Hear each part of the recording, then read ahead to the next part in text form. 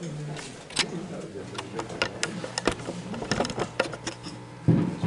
it is.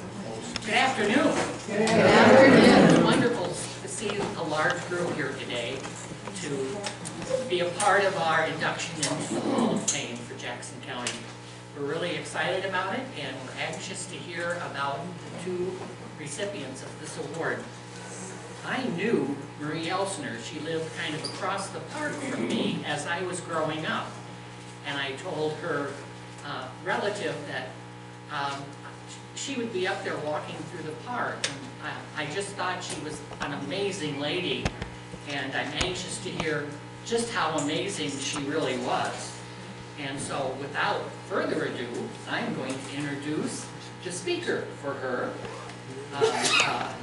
and that is Arlene Considine. Actually, Marie was nominated by two separate parts of her family. So we're going to start with Arlene, and then later Marie Hass is going to talk about her and the things that happened at Elsner Chiropractic College. So lots of information for this afternoon on our first recipient.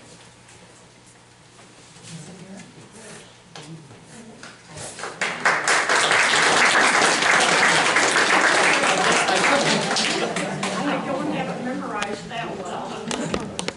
It's nice to see so many here.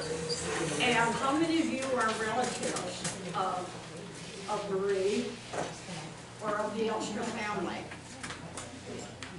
Okay, that's good to see. I am Arlene Rose Considine, and Irene Rose from Coconut here, and Joe Rose were my parents. And Irene, or my mother, took care of Marie much of the last 20 years of her life. So it's through that connection that I pestered Marie frequently about family information. However, she wasn't quick to share the information. She said, that's all over. Talk about things of today. So, but this is what I have put together. Today I have the opportunity of telling briefly of the Elsner's beginnings here in Coconut, and then of the special accomplishments of two of them. Mary Frances, the daughter of Charles and Mariana Rice Elsner, and of Marie, the daughter of August and Frances Geppy Elsner. And August was the son of Charles. I hope my talk today shows the skills, the canning skills, the community skills of Mary Frances, and the open hand and heart that she showed to her niece and two nephews when they were suddenly left without parents. And it's through this kind hand of Mary Frances that Marie was able to go through all the school years here in Coconut and then go on for additional high school.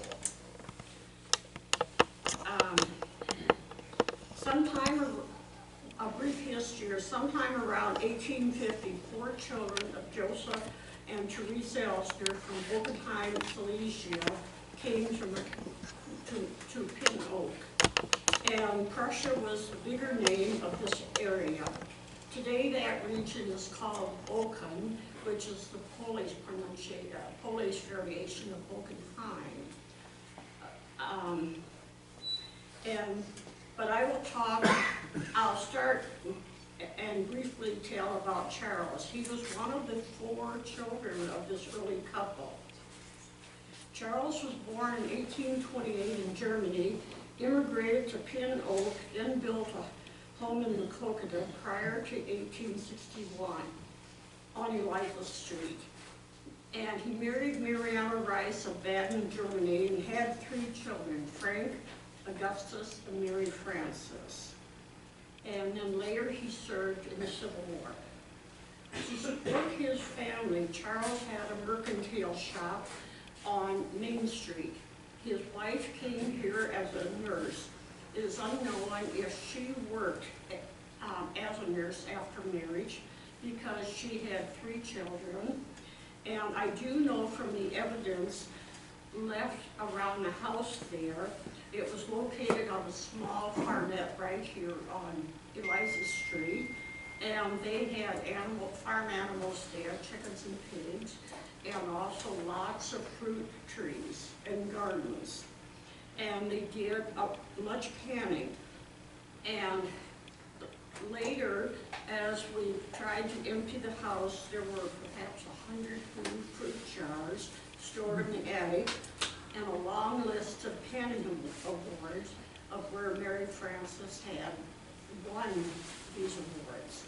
And they were listed in the Makota paper, and I will show you all of these things at the end, but I have all this evidence here. One of their sons, Augustus, married Frances Duffy and lived north of Springbrook. They were to have 8 children. August died at the age of 41.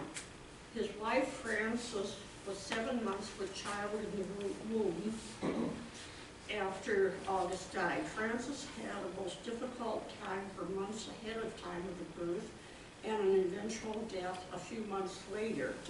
This is recorded by her oldest daughter, Minnie, and Minnie is my mother's mother. Her whole name was Wilhelmina, but they called her Minnie. And this is recorded on a series of letters, which I have kept from the Elsner house. But I'm currently in the process of moving, and some of this stuff is buried in boxes, and I couldn't find those letters, but when I do, I will donate them up here. Along with, I have letters from Charles Elsner, as he served in the war, and he writes home to tell Mariana, you know, what to feed the animals and when to sell the little pigs and so forth. And I found that interesting. He's fighting a battle, but very much concerned about home. Anyway, the death of both parents in the same year, within a few months of each other, left 8 children without parents. Minnie, the eldest child, about 18, had to find a home for the children. The 3 youngest children, including the baby Marie, and Willie less than 2 and Louie less than 3, were taken to Makokada from their farm to live at the home of their grandmother, Mariana Bryce, and also Mary Frances. They took care of the 3 for a while. Then it was said that the 2 boys were too much for Mary Frances. So Minnie was and at that time, Minnie was a very new bride, married to Martin Tisch, my grandfather. So she said she would take the 2 little boys. So she started marriage with almost 2 babies. Mary Frances was a single woman living at home, and she not only did canning, helped with the canning, but she helped with the children, and she was a seamstress. Also, she had started, at some stage, she started a sewing school, and then had 3 live-in sewing women, and really didn't have the physical room for the 2 young boys. Mary Frances, as Marie told me, wanted to work, Mary Frances said that she wanted to work for the well-to-do folks in the city. And so some of her jobs was designing and constructing the gowns needed for the Opera House productions. And then perhaps to serve all of her new clients and the Opera House, she started a live-in boarding arrangement where she had the 3 girls living with her. Photos and clothing around the room, which I will explain later, show this and also the lace-making skills. Mary Frances was known for her hard work, her prize winnings with her canning, along with her sewing academy, and perhaps a quiet skill and almost unknown was her raising of Marie. Marie had the advantages that she probably would not have had in Springbrook. First and foremost, the photos that I wanted to pass around shows Marie as probably a 2 or 3 year old, lavishly dressed in lace, and almost it looks like her, and her brother was equally dressed in a very upscale way. And she was perhaps the most well-dressed child in Macokota, having grown up with so many seamstresses around her. Then she was able to, she was able to go through school here, and later she had the access to the bus and rail system where she could go on to Davenport. And Marie said she took the train from Delmer to Davenport, and she took a bus from Macokota to Delmer. And Marie in Davenport was able to go to Palmer School of Chiropractic, where she became a doctor, and also perhaps the first student there to join the faculty. And this was rare in that time. Marie was born in 1900, and she went to Palmer at 17 years of age. So in 1917, she was quite early in leaving the family home and going out on her own. However, her brother also studied there and became a doctor, but he did not practice. And this is, I'm going to read a letter written by Marie, and Marie remained very clear-headed all the way through her life. This was written when she was 93, I believe, and she died at 97, I think. And she writes, and she had to compose this for I think, a birthday announcement in the paper, because I read on one of the articles that this is very similar. Marie Elsner will be 93 years young on Wednesday. She was born June 23rd, 1900. She was born in Macokota. Her father passed away in May, and Marie was born in June. Her mother passed away 6 months later. There were 8 children in the family. Marie is the youngest in the family and the only one living. She had 5 brothers and 2 sisters. Aunt Mary adopted the 3 youngest, and I don't think she officially adopted them because the 2 boys soon went to live with Minnie Elsner, my grandmother, and remained there until they went off to service. And she named Louis, William, and Marie. There was no welfare in Macokota at that time. We came from a very poor family. And I know when welfare was officially started in Macokota, but we didn't get any. Aunt Mary never was married.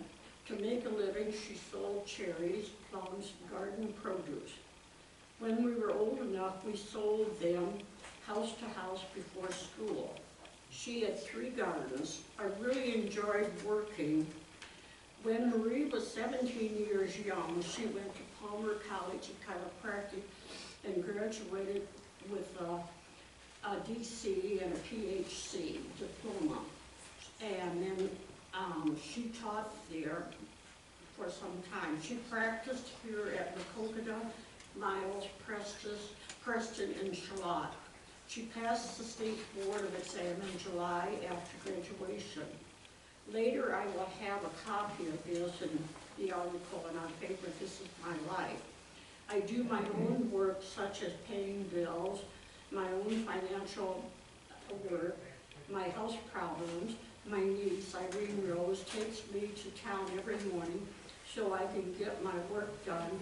I don't need any secretary or treasurer.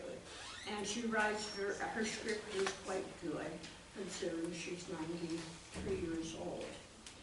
And then about this, she tells selling fruit and vegetables before school. And she also had other jobs as a child, and one was she had to cut strips of fabric.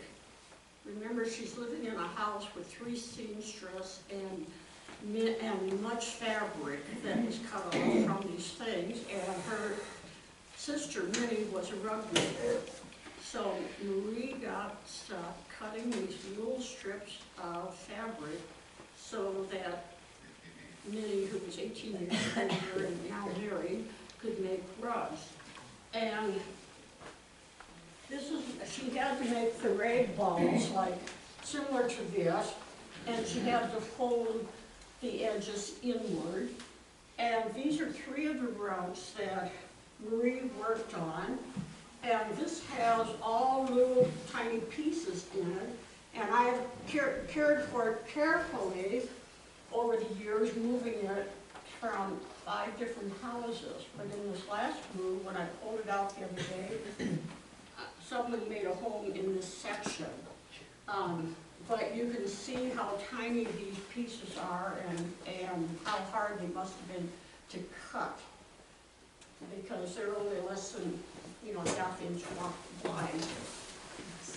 And Marie told me that she helped with almost all the rugs, and she hated the work. And because she would rather read during that time, but I think Minnie paid her a few pennies to do this.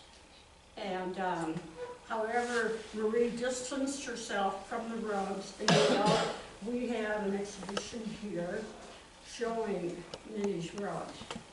And that day, Marie sat there very proudly and felt very important, and she answered all kinds of questions about the making of the rugs. And I'm glad she had that moment of glory, or that day of glory, because as a young student and teacher, I think she probably was used to being in the limelight. And I'll just quickly go through this. This is a picture of Mary Frances, who was a rather big woman, and wore her clothes very well. And today we have Barb over here. She is modeling an outfit that Mary Frances made. And this would have been a summer outfit when they wore, light colors. And you can see the lace on it. And this took a great deal of work, and the lace maker is there. I think these girls that she hired were skilled in different techniques, and one must have run the lace machine. And then there are other clothes here that that came from the sewing school or from the head of Mary Frances herself. And the rest of this are the equipment that we rescued from the house. The house stood locked up, empty, or not empty, but with broken windows and a bad roof for a number of years. So much of it had been damaged, or unfortunately, much of the better stuff was stolen. And there were bags and bags and bags of fabric there. So I went through some of these bags and rescued the Civil War fabrics. And one thing that I pulled out, and this was very dear to me because I knew that Marie had said Mary Frances was always canning. And I knew that this had to be her work dress. And it is not in good condition anymore, but it is the early fabric, and it shows, the wear and the grime that she, that comes with using it as a work dress. And her Sunday clothes would have looked like that, and I'm sure this came from the school too. Okay, and thank you very, very much. I didn't point out the blouse, but there were several blouses in the house, all in disarray, and the museum here has, one woman kindly took maybe 20 of them home, pressed, starched them, ironed them, made them look beautiful, brought them back, and she is wearing one of the ones today, and there are a couple more here. This is a copy of the Canning Awards that Mary Frances won, and Bonnie has outlined them. There are so many of them that all the orange, the dark orange lines represent an award by Mary Frances at the fairgrounds for that particular year.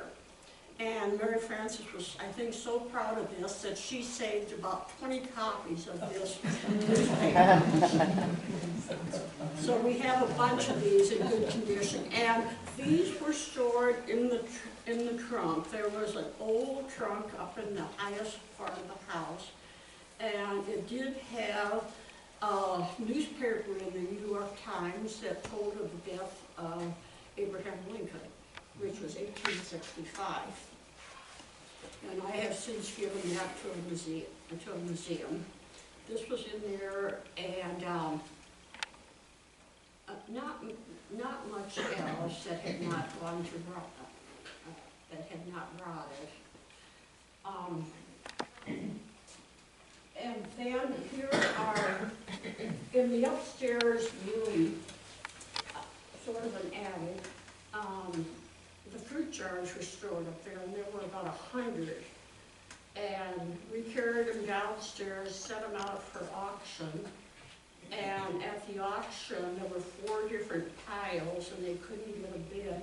Finally, somebody got all 4 piles for $1. And they were the blue-green, not as interesting as this one, but most of them were the globes of this size or larger, and also amazements.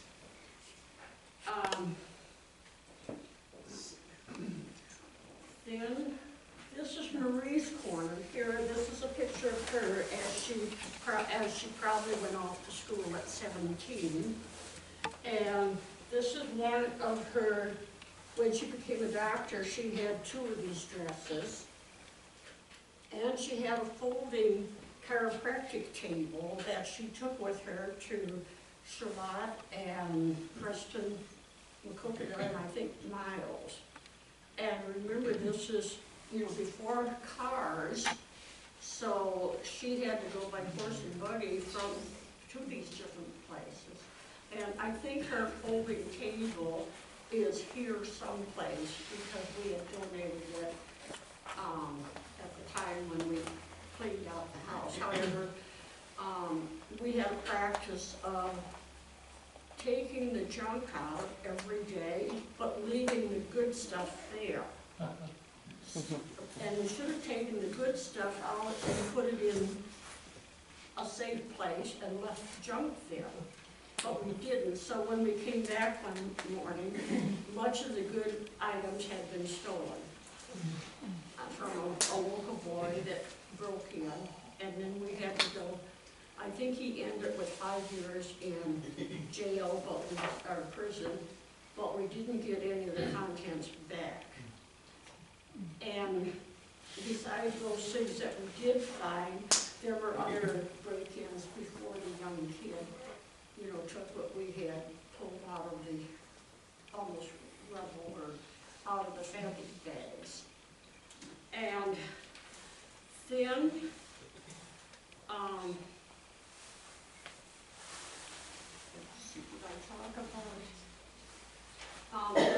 take a look at these little things in here. This is a sewing bird, and I'm sure most of you know what a sewing bird is.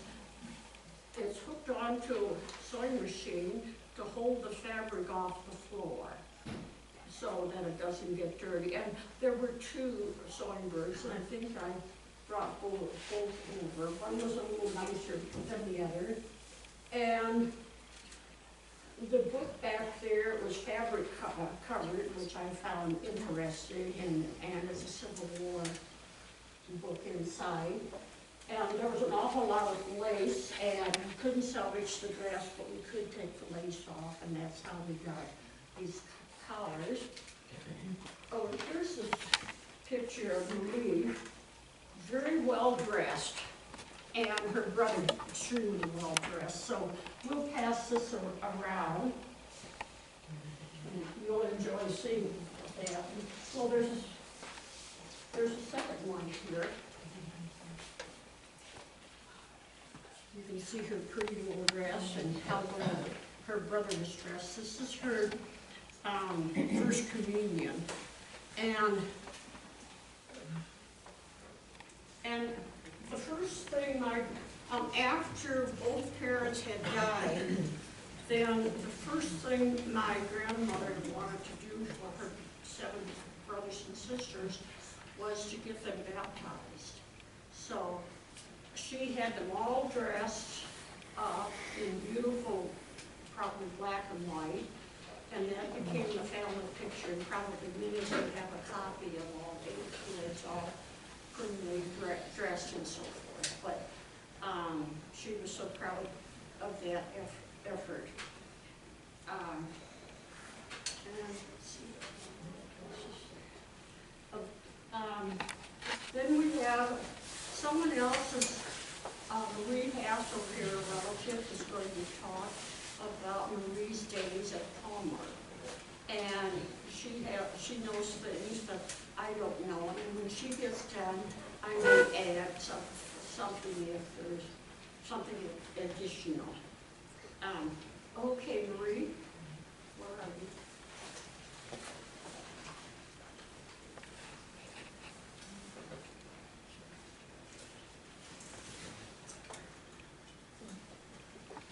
I'm glad there's such a nice crowd here. I'm Marie Hass from Miles, Iowa, and I've been in the area all my life. And it's a pleasure for me to talk about Marie a little bit. It sounds funny for me to say Marie, but anyway, I was told that I was named after her and my father's first wife.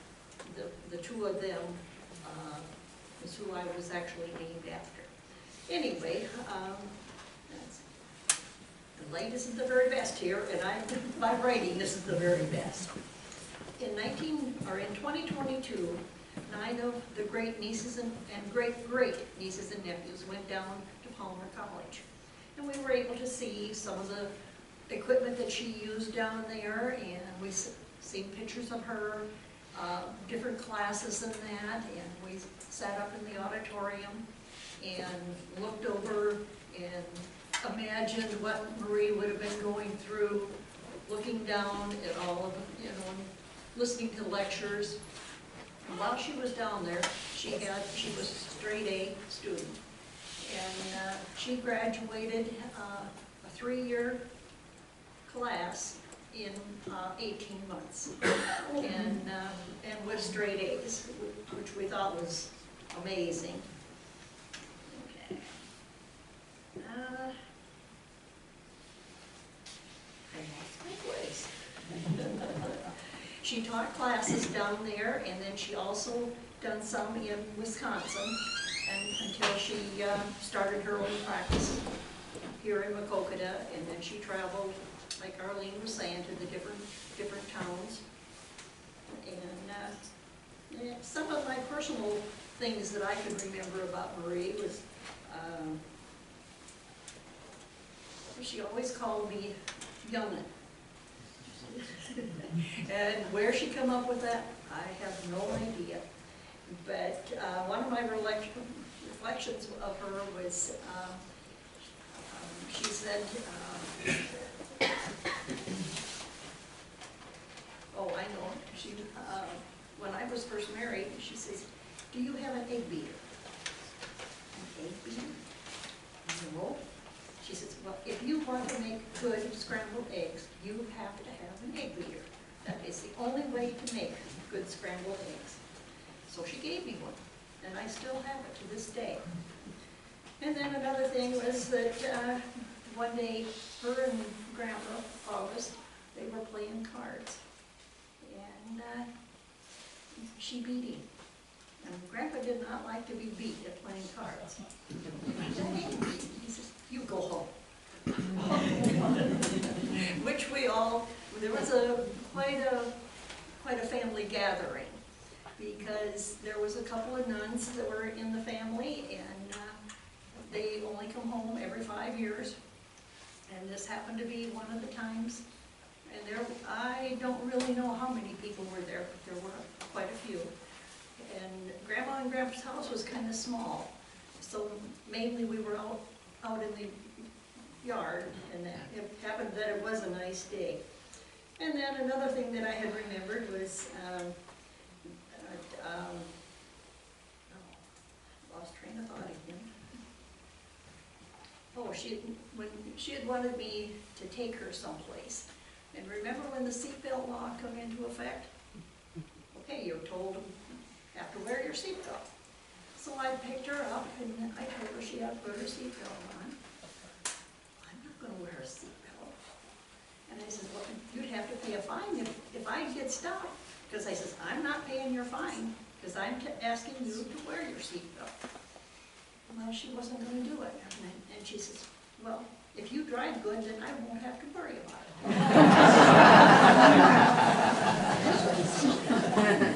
Listen, you know, she just had this dry sense of humor, you know, and she was a neat lady. And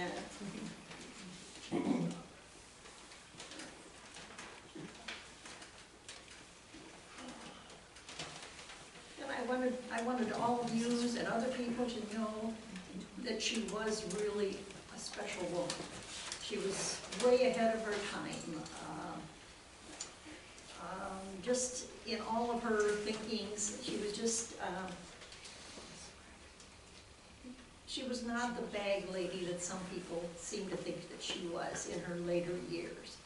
She was, you know, just very intelligent, and she was a special person. And one time, she had called up, and she was kind of in a blue mood, and she had said, you know, I'm not crazy. I like the way I live. And she says, if I can help somebody, I want to help them. And she says, I like the way I live.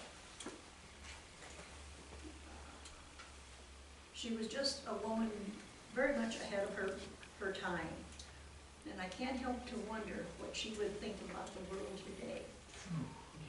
The changes, and I just know, though, that she would have been very proud to know that Jackson County has honored her with this. And she, I guess just that she was from Macokota and Jackson County, and she would have been very proud of this. And I would like to have some of the cousins and nieces and nephews stand up so that you guys would know who are all related to Marie and to Mary. Come on, stand up.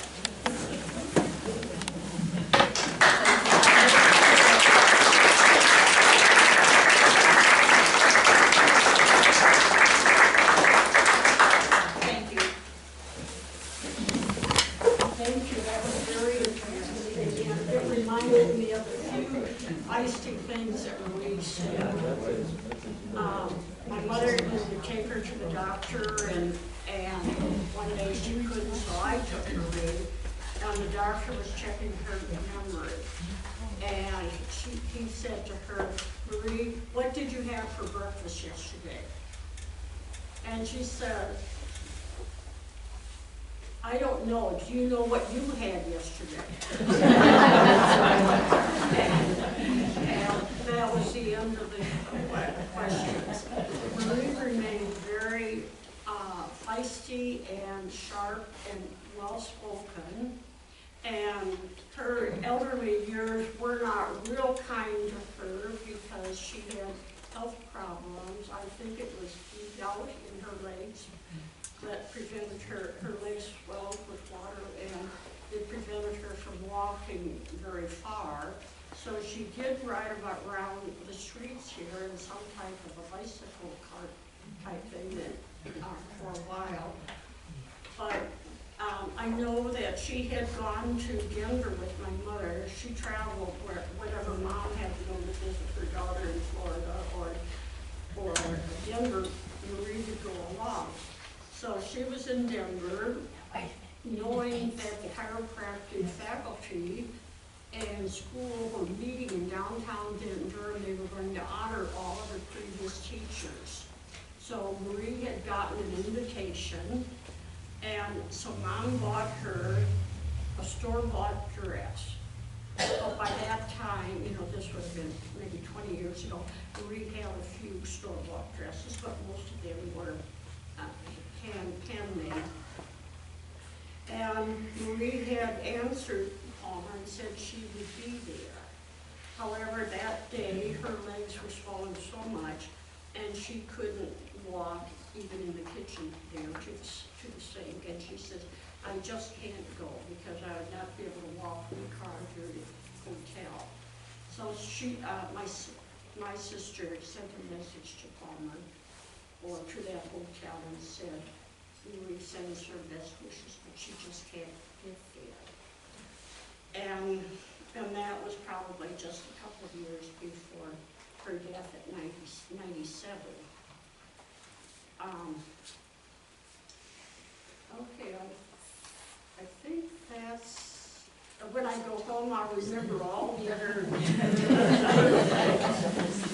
but we enjoyed living a lot. And, oh, one more thing I want to tell you as a group. This isn't necessarily about Marie, but it is about the Elsner history.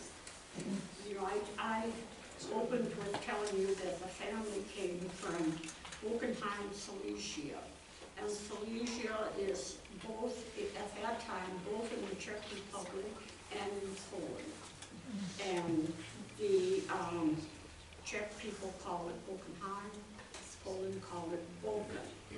And I visited the churches there, and there were many Elsners around in the tombstones, in the markers around these churches. And Boken is just a small village located on a small stream, and that's where the early homes were put because that was their source of water. So I figured that's probably where this Joseph and Teresa started from.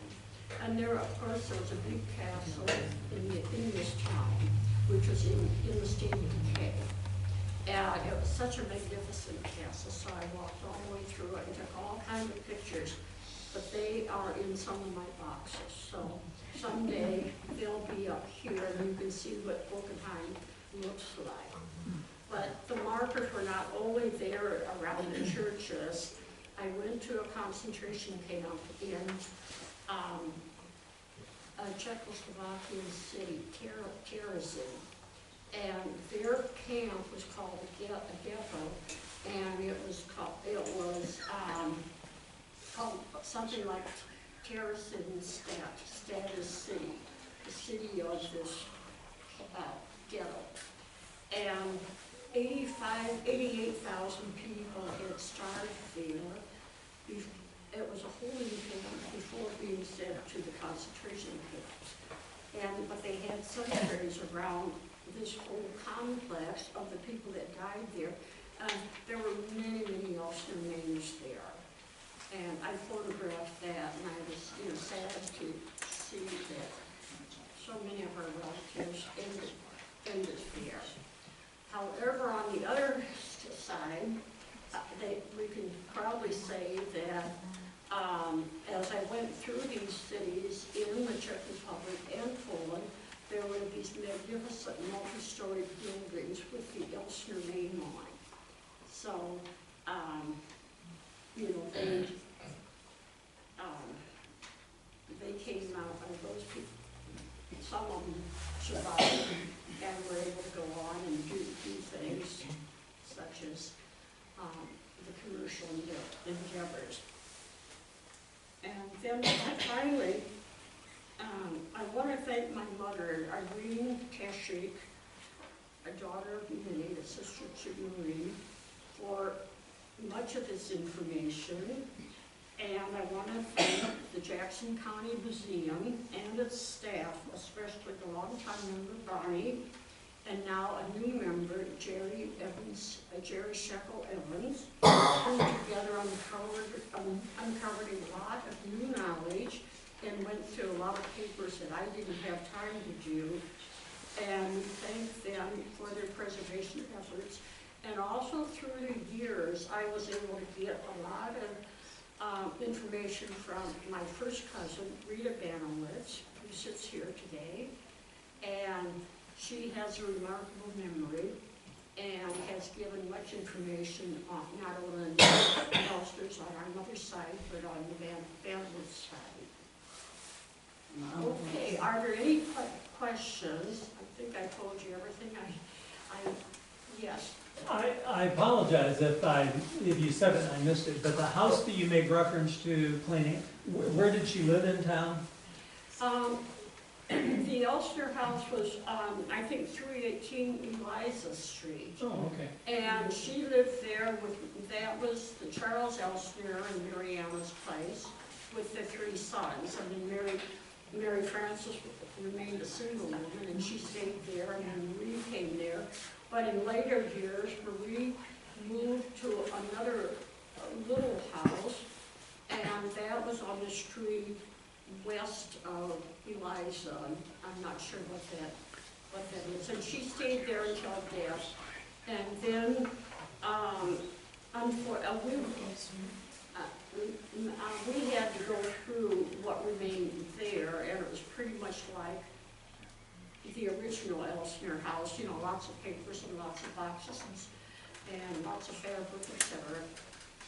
But there was a wonderful box of heirloom photos, just the nicest box possible. So I set it on the arm of the chair and I said, don't touch this one, you know, this goes home. And somehow it got carried out. My Junior Eckelberg, first cousin, was helping my brother Dave, and my brother Dave Rose wanted everything done last week, so he gave us no seconds at all to look through anything.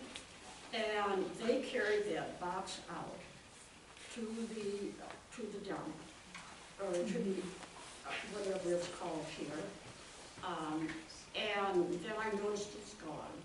So I went out, I told Dave we have to find it. So I went out to this dumping place, went through lots and lots of cartons and boxes and everything, and did not find them. So every time I do genealogy on my mother's side, I think of all the photos that Marie would have had of all the Elsners, you know, all 8 of them, her brothers and sisters, and her parents, and her great-grandparents. And, oh, one more thing, and Marie, by the way, and her brothers and sisters had 2 grandfathers in the Civil War, Caspar Geppy on the mother's side, and then Charles Elster on the father's side. So that's something in itself. Okay, thank you for listening.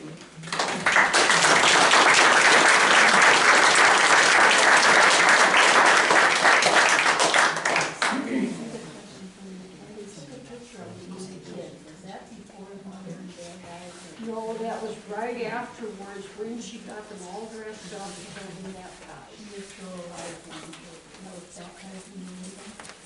Well, the parents weren't alive. Because that was a mixed marriage, and one didn't want to become, one didn't want the kids Catholic. So Minnie's effort was to get all of them baptized into the Catholic Church. So that happened just shortly after the death of the mother. And then you probably know the death of the dad. Do you know those circumstances?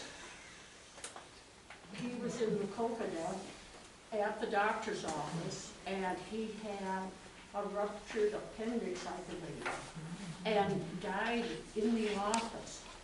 And he was there by horse and buggy, and then it was during the rainy season, and the roads to Sugar Creek were muddy, so it took, or to Springbrook, And it took him 2 days, it took somebody 2 days to get the body back to Springbrook. Can I ask a question? Can I ask a question? You're talking about August Elsner when he died, Yes. and then his wife was Francesca? Yes, Francesca. Why are they not Osprey. buried together in Springbrook? Did you notice that? One's way here in the cemetery and the other one's way on the other side That's of a the fence. good question, because they were mixed faiths. And if one was not Catholic, they could not be buried within the Catholic cemetery. Okay. And so So they put him, so he wasn't Catholic. so he Because he was off to the side. he's off to the side, outside of the fence. And now they have removed the fence and expanded the cemetery, but the husband and wife are still separate. Okay. You know, quite far One more apart. question.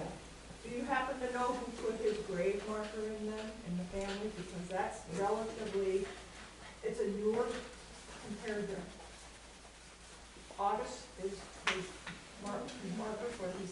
No, I Someone- don't someone know. I know did it. Grandma was instrumental in getting a marker for her brother. I think Louis remained unmarried and didn't have a marker, so Grandma paid for one with the firm of DeWitt. And we had to take her out to the cemetery to see if that marker was ever put there. And it wasn't, so I started complaining to DeWitt. And then they had to change the ownership, and then no one knew anything about it, so Louis never got the marker. And the marker is there now. And it's getting a lot of moss on it that needs to have somebody, but there is no death date on it. Oh, no death date. Yeah. Okay. And I think the mother had the Cross. had the metal Yeah, cross. that's all she has is like a metal, Yes. that seems appropriate, fits the period from when she died. But August is much more newer, and I'm like, someone came here and took care of that, and I was curious. Yes, I'm glad they did, but Grandma wanted, and Minnie wanted him moved to where she was, or at least moved inside the fence, and Grandma would have felt better about this. In reference to the moss on the gravestone, talked to a tri-state, I can't think of the name of it now, it's up in the Butte, it's called Tri-State Creamery or wherever it is. They do good work. There are a number of companies now that are cleaning the residue off of the monuments. Yeah, And I see, can't a think of lot the of name it of it. is caused from airplanes flying over fertilizing the fields. Yeah, And that's creating the orange moss. And Sugar Creek has a lot of deterioration on its early tombstones. And I'm especially interested in that part of the cemetery because most of the Sugar Creek family, 2/3 of them came from Slovenia. And I've done a lot on Slovenian history and been to Slovenia 2 or 3 Yeah, I or just- 4 times. I just wanted to say that piece, So I'm concerned about those monuments and I just want to say that piece, that there's a company up in the Butte that's called Tri-State, I can't think of the name of it, but it starts with Tri-State, and they do a lot of good work with stones. if they make the stone look just like it was, was formed yesterday. But this cost is very labor intensive and it's quite expensive, but it's worth it to save the writings on the monument.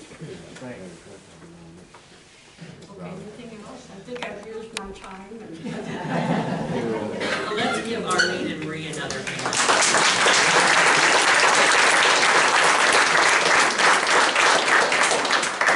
Well, that concludes the induction. I will say that each year we do this, and if anybody knows of somebody that they feel is worthy of being on the Jackson County Hall of Fame. They have to be dead for at least 10 years, and you have to apply or send an application or give the committee some information as to why you believe that they deserve to be on the Hall of Fame. Also, Doug, can you help me for a minute? I know we have computerized all of our past recipients of the honor, and I think Doug did a lot of work with that, and it's back on that table, and they just would type in the name of the person. Is that what they do, Doug? Yes, I should probably refer this to Rich Rockroar, who actually, Oh, okay. I was helping Rich, he probably did a lot of the work on, we assembled a booklet that has synopsis stories of all the Hall of Fame inductees. It's a great, And we'll get Marie included now. it's a wonderful book, and we didn't have room to hang all the pictures. You can obviously see why we don't have room to hang all the pictures. So they did compose it into a computer program, and so all of the recipients, and there's pictures of them back there, are on that. So if you ever want to check and see who's on the Hall of Fame, either buy one of Rich's books or come down here and spend an afternoon going over the computerized version of it. So, thank you very much. I hope you're all joining us for dinner. Yes. Okay, when you finish, I asked them, they were worried about things on the back table. Oh, okay. I'll turn it back over to Arlene. And thanks again for coming.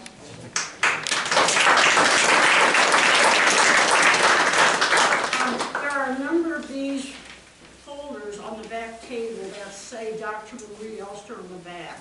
You're free to take them because Marie kept things by the truckload. So there are several boxes of these. And so do take one. And then the things on the right hand, just look at those. Those are all that says Dr. Elsner, Dr. Marie Elsner. Am I going to be in line? Am I going to be in paperwork? Should I just stay here? It's over.